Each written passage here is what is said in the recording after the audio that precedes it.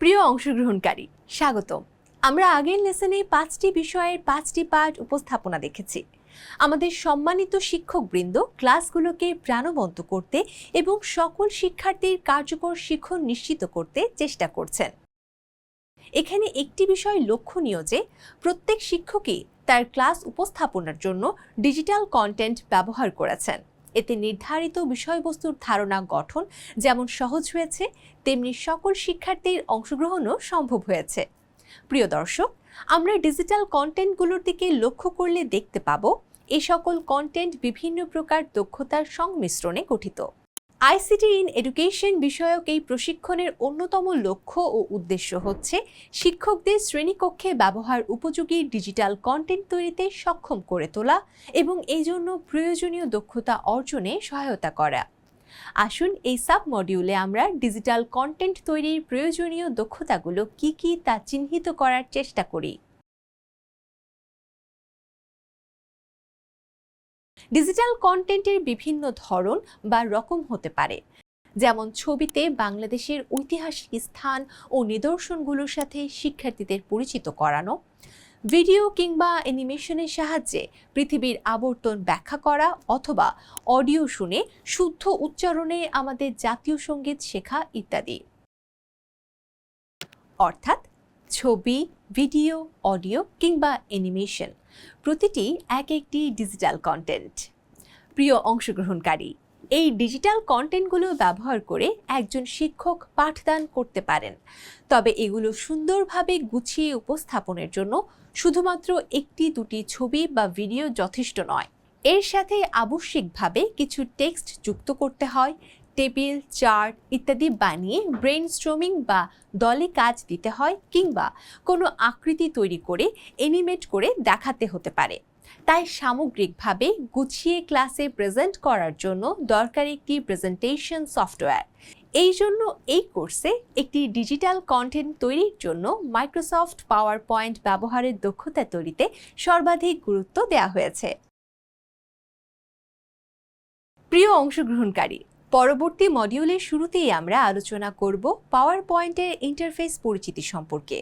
এখানে পাওয়ার পয়েন্টে কোন অংশে কি কাজ করা যায় তার একটি সংক্ষিপ্ত ধারণা পাওয়া যাবে।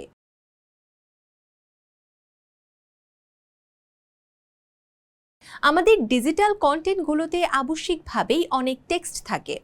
ইংরেজি বিষয়ের জন্য ইংরেজিতে এবং অন্য বিষয়গুলোর জন্য বাংলায় টেক্সট লিখতে হয়। সুতরাং ডিজিটাল কন্টেন্ট তৈরির জন্য বেসিক একটি দক্ষতা হলো বাংলা ও ইংরেজি টাইপিং দক্ষতা। এই কোর্সে আমরা বাংলা এবং ইংরেজি টাইপিং করার প্রক্রিয়া সম্পর্কে জানব এবং অনুশীলন করব।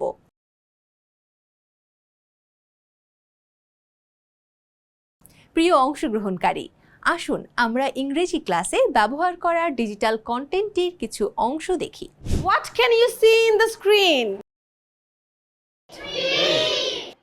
লক্ষ্য করুন, এখানে একটি গাছের আকৃতি তৈরি করে সেখানে ইংরেজি লেটারগুলো সাজিয়ে লেখা হয়েছে।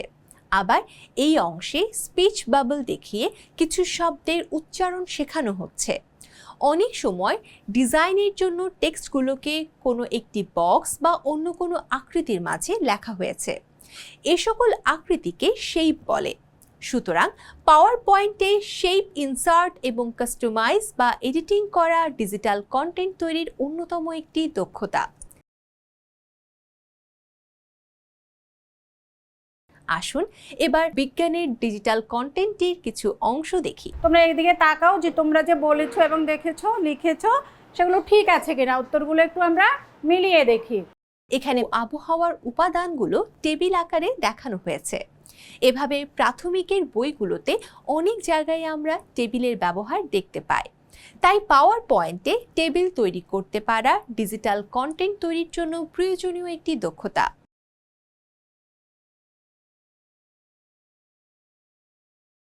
আবার অনেক সময় ডিজিটাল কন্টেন্টে গ্রাফ বা চার্ট উপস্থাপন করে দেখাতে হয়, যেমন চতুর্থ শ্রেণীর বাংলাদেশ ও বিশ্ব পরিচয় বিষয়ের বাংলাদেশের জনসংখ্যা অধ্যায়ে দেশের জনসংখ্যা বৃদ্ধি নিয়ে গ্রাফ তৈরি করে দেখাতে বলা হয়েছে। আমরা পাওয়ার পয়েন্টের চার্ট অপশনটি ব্যবহার করে সহজেই এই গ্রাফ তৈরি ও প্রদর্শন করতে পারি। তাই চার্ট তৈরি করতে পারাও ডিজিটাল কন্টেন্ট তৈরির জন্য প্রয়োজনীয় একটি দক্ষতা।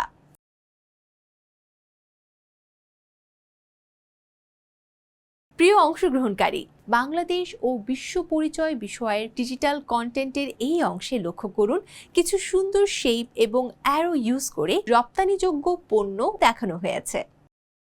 এই ধরনের শেপের প্রিসেটকে বলে স্মার্ট আর্ট। স্মার্ট আর্ট ব্যবহার করে কোনো mind mapping, flow chart, process, cycle ইত্যাদি চমৎকারভাবে উপস্থাপন করা যায়। তাই স্মার্ট আর্ট ইনসার্ট এবং এডিটিং করতে পারা অনেক ইউজফুল একটি দক্ষতা।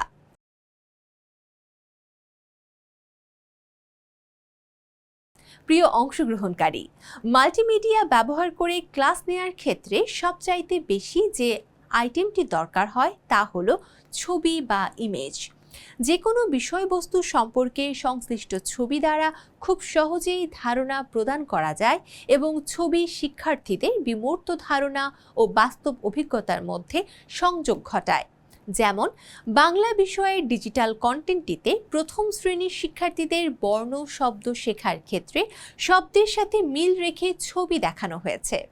শিক্ষার্থীরা যেহেতু ছবির বস্তুটি চেনে তাই সেটির নাম তারা বলতে পারে, ফলে তারা চেনা শব্দের সাথে নতুন শেখা বর্ণটি রিলেট করতে সক্ষম হয়। প্রিয় অংশগ্রহণকারী, ডিজিটাল কন্টেন্টে ছবি ব্যবহারের ক্ষেত্রে সর্বপ্রথম যে দক্ষতাটি প্রয়োজন সেটি হলো ইন্টারনেট থেকে উপযুক্ত ছবি খুঁজে বের করা এবং ভালো রেজুলেশনের ছবি ডাউনলোড করতে পারা। আবার একটি ছবি ডাউনলোড করার পর পরবর্তী কাজ হলো ছবিটিকে পাওয়ার পয়েন্টের স্লাইডে নিয়ে আসা, ছবিটি জায়গা মতো বসানো, প্রয়োজনে ছোট বড় করা অথবা কেটে প্রয়োজনীয় অংশটুকু রাখা। অর্থাৎ ডিজিটাল কন্টেন্ট তৈরির আরেকটি অপরিহার্য দক্ষতা হলো ছবি ইনসার্ট এবং এডিটিং করতে পারা।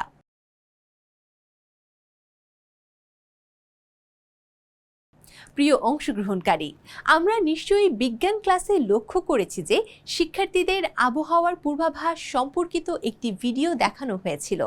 তাছাড়াও ডিজিটাল কন্টেন্ট তৈরির সময় ভিডিওর প্রয়োজনীয়তা আমরা সহজে উপলব্ধি করতে পারি। ছবি বা ইমেজের মতো ডিজিটাল কন্টেন্টে ভিডিও ব্যবহারের ক্ষেত্রেও সর্বপ্রথম যে দক্ষতাটি প্রয়োজন সেটি হলো ইন্টারনেট থেকে উপযুক্ত ভিডিও খুঁজে বের করা এবং সেটি ডাউনলোড করতে পারা। আবার একটি ভিডিও ডাউনলোডের পর প্রয়োজন সেটিকে পাওয়ার পয়েন্টের স্লাইডে নিয়ে আসা, ভিডিও লেন্থ বড় হলে প্রয়োজন মতো ট্রিম করে ছোট করে নেওয়া। অর্থাৎ ডিজিটাল কন্টেন্ট তৈরির অত্যন্ত প্রয়োজনীয় আরেকটি দক্ষতা হলো ভিডিও ইনসার্ট এবং এডিটিং করতে পারা।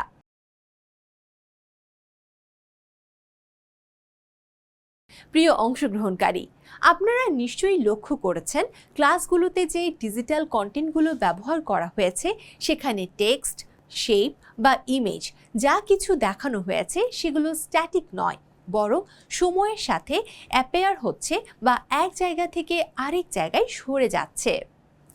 আসুন দুটি উদাহরণ দেখা যাক। গণিত ক্লাসে ভাগের ধারণা দেওয়ার ক্ষেত্রে প্রথমে বিস্কুটগুলোকে একটি প্লেটে রাখা হয়েছে, পরে বিস্কুটগুলো সরে গিয়ে তিনটি প্লেটে সমান ভাগে ভাগ হয়ে বসছে। আবার বাংলা ক্লাসে বল শব্দটি থেকে ব এবং ল বর্ণ দুটো আলাদা হয়ে পাশে সরে আসছে। তাছাড়া মইয়ের ছবি দেখানোর পরে ক্লিক করলে মই লেখাটি অ্যাপেয়ার হচ্ছে, আবার ক্লিক করলে ম এবং ই বর্ণ দুটি দেখা যাচ্ছে। পাওয়ার পয়েন্টের এই কাজগুলোকে বলে অ্যানিমেশন।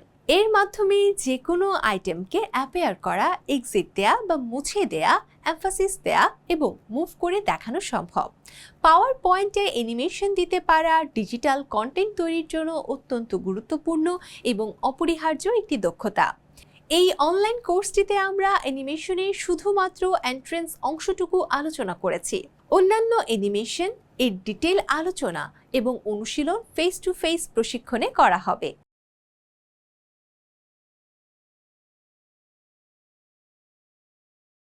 আসুন আমরা বাংলা প্রেজেন্টেশনের আরেকটি স্লাইড দেখি। চক চ ক। দেখুন, এখানে চক শব্দটি অ্যাপেয়ার হওয়ার সাথে সাথে চক উচ্চারণ শোনা যাচ্ছে, আবার চ এবং ক ধ্বনি আলাদা করে শুনতে পাচ্ছি, অর্থাৎ এই অংশে অডিও ব্যবহার করা হয়েছে। ডিজিটাল কন্টেন্ট তৈরির জন্য তাই অডিও ব্যবহার করতে পারাও প্রয়োজনীয় একটি দক্ষতা। কোনো কোনো ক্ষেত্রে অডিও ডাউনলোড করে নিতে হয়, যেমন আমাদের জাতীয় সঙ্গীত বা ছড়া কবিতা। আবার কোনো কোনো ক্ষেত্রে রেকর্ড করেও অডিও ব্যবহার করা যায়, যেমনটি আমরা বাংলা ডিজিটাল কন্টেন্টের ক্ষেত্রে দেখেছি। প্রিয় অংশগ্রহণকারী, একটি ভালো ডিজিটাল কন্টেন্ট তৈরির জন্য প্রয়োজনীয় দক্ষতাগুলো নিয়ে আমরা আলোচনা করলাম। তবে এই দক্ষতাগুলোর পাশাপাশি সমান গুরুত্বপূর্ণ বিষয় হলো আইসিটি ও পেডাগজি ইন্টিগ্রেশন বোঝা। সহজ কথায় শিক্ষার্থীর শিখনে কার্যকরভাবে ডিজিটাল কন্টেন্ট ব্যবহার করতে পারা।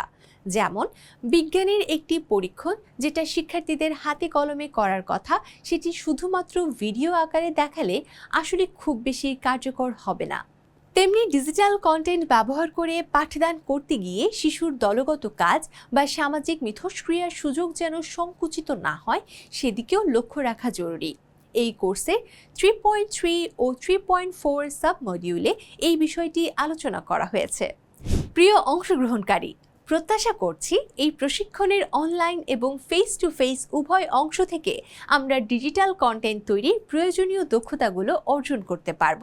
এছাড়াও বিভিন্ন অনলাইন প্ল্যাটফর্ম যেমন শিক্ষক বাতায়ন, ডিপিই, LMS, মুক্তপাঠ ইত্যাদি সম্পর্কে ধারণা ভালো কন্টেন্ট তৈরির দক্ষতা বৃদ্ধিতে ভূমিকা রাখবে। এতক্ষণ সাথে থাকার জন্য ধন্যবাদ।